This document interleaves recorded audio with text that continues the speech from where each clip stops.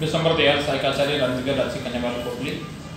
आज हम BA part second में राजनीतिक विज्ञान के फर्स्ट पेपर प्रमुख राज्य व्यवस्थाओं में जापान में गैर सरकारी विधेयकों के पारित होने की प्रक्रिया के बारे में अध्ययन करेंगे। जैसा कि विदित है, प्रत्येक राष्ट्र का अपने केंद्रीय विधानमंडल होता है। जिस प्रकार से ब्रिटेन के केंद्रीय विधानमंडल को संसद कहा जाता है, जो देश की व्यवस्थापिका होती है, उसी प्रकार से जापान की जो संसद होती है डाइट के नाम से संबोधित किया जाता है। ये देश की व्यवस्थापिका होती है। विधि निर्माण के क्षेत्र में जापान की डाइट एक सर्वोच्च संस्था होती है। कहने में ये होता है कि जापान की डाइट के दो सदन होते हैं, एक प्रतिनिधि सदन और दूसरा सभा सदन। दोनों सदनों के सदस्य होते हैं, वे प्रतिनिधि देश के मताधिकार के आधार पर देश जनता के द्वारा निर्वाचित होते हैं। सामान्यतः दो प्रकार के विधेयक होते हैं। कुछ इस प्रकार के विधेयक होते हैं जिनका संबंध आय और व्यय से होता है। जो राजस्व रिलेटेड विधेयक होते हैं उन्हें धन विधेयक कहा जाता है। लेकिन कुछ और इस प्रकार के विधेयक होते हैं जिनका संबंध धन से नहीं होता है, जो आय और व्यय से संबंधित नहीं होते हैं। इस प्रकार के विधेयकों को साधारण विधेयक के नाम से जाना जाता है, उन्हें गैर धन विधेयक के नाम से जाना जाता है। आज हम केवल जापान के डाइट के माध्यम से, जापान की डाइट के द्वारा जो देश की व्यवस्थापिका होती है, संसद होती है, उसके द्वारा किस प्रकार से गैर धन विधेयकों को किस प्रकार से पारित किया जाता है, उस पारित होने की प्रक्रिया के बारे में अध्ययन करेंगे। तो सामान्यतः जो बोलचाल में जिन्हें साधारण बिल के नाम से जानते हैं, साधारण विधेयक के नाम से जानते हैं, जो आयवित्तीय विधेयक होते हैं, इस प्रकार के विधेयक भी दो प्रकार के होते हैं। एक होते हैं सरकारी और दूसरे होते हैं निजी विधेयक। सरकारी विधेयक का आशय उन विधेयकों से होता है जो सरकार की ओर से, अर्थात किसी मंत्री के द्वारा सदन में प्रस्तुत किए जाते हैं, पेश किए जाते हैं।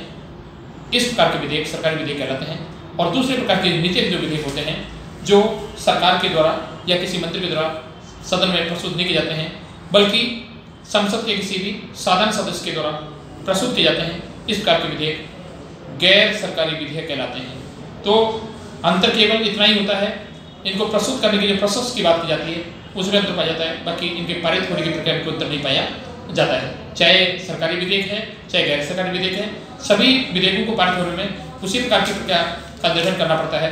तो विधेयकों के पारित होने की प्रक्रिया के निम्नलिखित चरण बताए जा सकते हैं। पहला जो चरण है विधेयक के प्रस्ताव का प्रस्तुतिकरण। कहने में होता है कि जो साधारण विधेयक होते हैं, अर्थात जिन विधेयकों का संबंध किसी प्रकार की आय और व्यय से नहीं होता है, जो धन से रिलेटेड नहीं होते हैं, जो राजस्व से संबंधित विधेयक नहीं होते हैं, इस प्रकार के विधेयक डाइट के किसी भी सदन में आरंभ की जा सकते हैं। पहले प्रतिनिधि सभा में रखा जा सकता है या सभासदन में रखा जा सकता है, और दोनों सदनों के द्वारा पारित होने के बाद उसे विचारार्थ, अनुमोदनार्थ उसे द्वितीय सदन के पास भेजा जाता है। कहने में यह था कि प्रस्तुत करने की जो विधि होती है, लेकिन अगर कोई इस प्रकार का विधेयक होता है जो सरकारी विधेयक होता है, अर्थात किसी मंत्री के द्वारा पेश किया जाता है, तो इस प्रकार के विधेयक को पेश करने से पहले संबंधित दोनों सदनों के अध्यक्ष के पास उन्हें लिखित रूप में की सूचना भेजनी होती है, सूचना दी जाती है।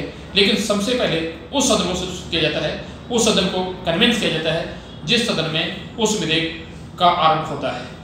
तो कहने में होता है कि साधारण विधेयक जो प्रस्तुत किए जाते हैं, कोई भी साधारण संसद सदस्य के विधेयक पेश करता है, उसके लिए कम से कम 20 सदस्यों के समर्थन की आवश्यकता होती है। 20 सदस्य प्रतिसभा के होने चाहिए और 10 सदस्य सभा सदन में लिखित रूप से उनकी सहमति होनी चाहिए, तभी इस प्रकार का विधेयक पारित प्रस्तुत किया जा सकता है, अन्यथा प्रस्तुत नहीं किया जा सकता है। तो कहने में यह था कि चाहे सरकारी विधेयक है, चाहे गैर सरकारी विधेयक है, उसके पारित होने की पहली प्रकार का जो चरण होता है संशोधन के प्रस्ताव का प्रस्तुतिकरण।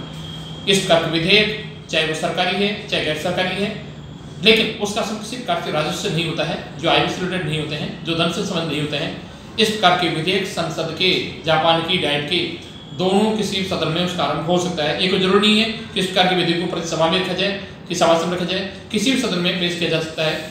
और उसके बाद लेकिन जो सरकारी विधेयक होते हैं उनके लिए आवश्यक होता है, जरूर होता है कि संबंधित अध्यक्षों को, संबंधित मंत्रिमंडल के सदस्यों द्वारा अध्यक्ष को इस प्रकार की सूचना भेज दी जाती है, और उसके बाद उस सदन को पहले सूचित किया जाता है, सूचना चेयरपर्सन को दी जाती है, जो जिसके बारे में सबसे पहले होती है। और दूसरा होता है समिति स्तर। एक बार विधेयक को प्रस्तुत करने के बाद उसे समिति के पास भेजने के लिए, प्रस्तुत करने की प्रक्रिया की जाती है। सबसे पहले अध्यक्ष के पास उस विधेयक की प्रतियां भेजी जाती हैं। अध्यक्ष के द्वारा उन प्रतियों को सभी सदस्यों को उपलब्ध कराया जाता है, और संबंधित इस तरह के उससे बहुत सारे गुजरना पड़ता है। संबंधित वर्ग के जो प्रभावित व्यक्ति होते हैं उस वर्ग के व्यक्ति भी इसमें भाग ले सकते हैं। समिति सूक्ष्म दृष्टिकोण बहुत बारीकी से उस विधेयक के विभिन्न पहलुओं पर विचार करती है, विमर्श करती है और संबंधित मंत्रियों से, विभागों के अधिकारियों से राय देती है और उसके बाद समिति के द्वारा एक प्रतिवेदन तैयार किया जाता है। तो प्रतिवेदन तैयार करने के बाद उस विधेयक में इस प्रकार की जो कार्रवाई की जाती है कि विधेयक प्रभावित होने वाले जो वर्ग लोग होते हैं उन सबकी राय ली जाती है। तीसरा जो स्तर होता है प्रतिवेदन स्तर। प्रतिवेदन स्तर को समिति स्तर पर ही समिति स्तर का ही माना जाता है। समिति विधेयक से संबंधित विभिन्न पक्षों पर विचार विमर्श करने के बाद निर्णय लेती है और संपूर्ण विधेयक के बारे में प्रतिवेदन तैयार करती है। समिति की ओर से प्रतिवेदन सदन में रखा जाता है और यदि विधेयक को लेकर के अगर दोनों सदनों में कोई गतिरोध होता है अर्थात प्रतिनिधि सभा और सभा संसद में उस विधेयक के फॉर्मेट के उस प्रारूप को लेकर के अगर कोई गतिरोध होता है तो ऐसी स्थिति में प्रतिवेदन समिति के द्वारा 2 प्रतिवेदन तैयार किए जाते हैं।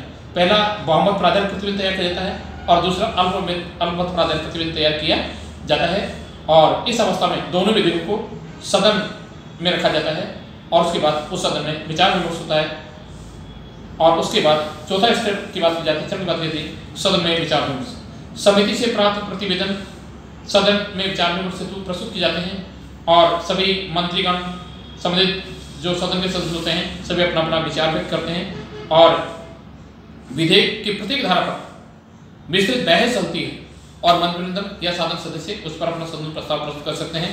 ये उल्लेखनीय है कि साधारण संसद सदस्य के द्वारा प्रस्तुत किए गए संशोधन पर प्रतिनिधि सदन में कम से कम 10-20 और सभा सदन में कम से कम 10 सदस्यों का समर्थन अनिवार्य माना जाता है। विधेयक पर बहस की समाप्ति के बाद उस पर मतदान किया जाता है और अध्यक्ष मतदान के परिणाम की घोषणा करता है और एक सदन द्वारा पारित किए जाने के बाद उसे दूसरे सदन में भेज दिया जाता है। अगली बात की जाए विधेयक पर दूसरे सदन में विचार एक सदन द्वारा पारित करने के बाद दूसरे सदन में भेजा जाता है और दूसरे सदन द्वारा उसी उपरोक्त प्रक्रिया से गुजरना पड़ता है उस विधेयक को और किंतु दूसरा सदन यदि उस विधेयक के मूल रूप से यदि असहमति व्यक्त करता है तो ऐसी स्थिति में उसे संयुक्त अधिवेशन बुलाया जाता है और संयुक्त अधिवेशन में उस प्रकार के विधेयक के बारे में फिर विधेयक सहमति नहीं बन पाती है तो ऐसी स्थिति में वह विधेयक या तो विफल हो जाता है लेकिन जब प्रतिनिधि सभा के द्वारा उस विधेयक को अपने 2/3 बहुमत से पुनः पारित कर दिया जाता है तो उसके पश्चात सम्राट की स्वीकृति हेतु उस विधेयक को भेज दिया जाता है और सम्राट की जब स्वीकृति प्राप्त हो जाती है सम्राट को किसी प्रकार का कोई पावर पीठ का अधिकार प्राप्त नहीं होता है अर्थात सम्राट डायट के द्वारा पारित किसी भी विधेयक के बारे में चाहे वो साधारण विधेयक होता है या धर्म विधेयक होता है अपनी स्वीकृति देने से इनकार नहीं कर सकता है। अमेरिकी राष्ट्रपति की भांति से पावर पीठ का अधिकार नहीं होता है, उसे लौटने का अधिकार नहीं होता है। जब सम्राट की स्वीकृति प्राप्त हो जाती है तो उसे गजट में प्रकाशित कर दिया जाता है। इसे कानून में संशोधन की घोषणा माना जाता है। तो कहने में क्या होता है कि सबसे पहले इस प्रकार की विधेयक के प्रोसेस की बात होती है। सबसे पहला चरण होता है उसका प्रस्तुतिकरण, उसके बाद समिति और उसके बाद प्रतिवेदन, उसके बाद फिर उनमें विचार विमर्श होता है, कमेटी विचार विमर्श होता है और लास्ट में दोनों सदनों का किया जाता है। तो कहने में था कि जिस प्रकार से भारतीय संविधान में जो विधायिनी जो शक्ति होती है संसद पर निहित होती है उसी प्रकार से जापान में भी विधायिनी शक्ति, विधि निर्माण शक्ति, कानूनी शक्ति होती है डाइट में निहित मानी जाती है। डाइट के दोनों सदनों की तरफ पारित होने के बाद ही किसी विधेयक को सम्राट की स्वीकृति भेजा जाता है। लेकिन यहाँ पर सभा सदन की जो स्थिति होती है निश्चित रूप से प्रतिनिधि सभा की तुलना में बहुत अधिक कमजोर होती है क्योंकि यहाँ पर प्रतिनिधि सभा की स्थिति बहुत जरूर मानी जाती है। अगर हमारे प्रकार का विधेयक होता है जो प्रतिनिधि सभा के द्वारा पारित किया जाता है, पास कर देता है और उसके पश्चात सभा सदन में पारित किया जाता है तो ऐसी स्थिति में उस प्रकार के विधेयक के भाग्य का निर्णय होता है प्रतिनिधि सभा की कर्मचारी होता है क्योंकि उसके अपने 2/3 बहुमत के द्वारा उसे पुनः पारित किया जा सकता है। तो आज हम केवल इतना ही करेंगे कि जापान की डाइट में गैर सरकारी निष्कासित से पारित करने की प्रक्रिया पाई जाती है। धन्यवाद।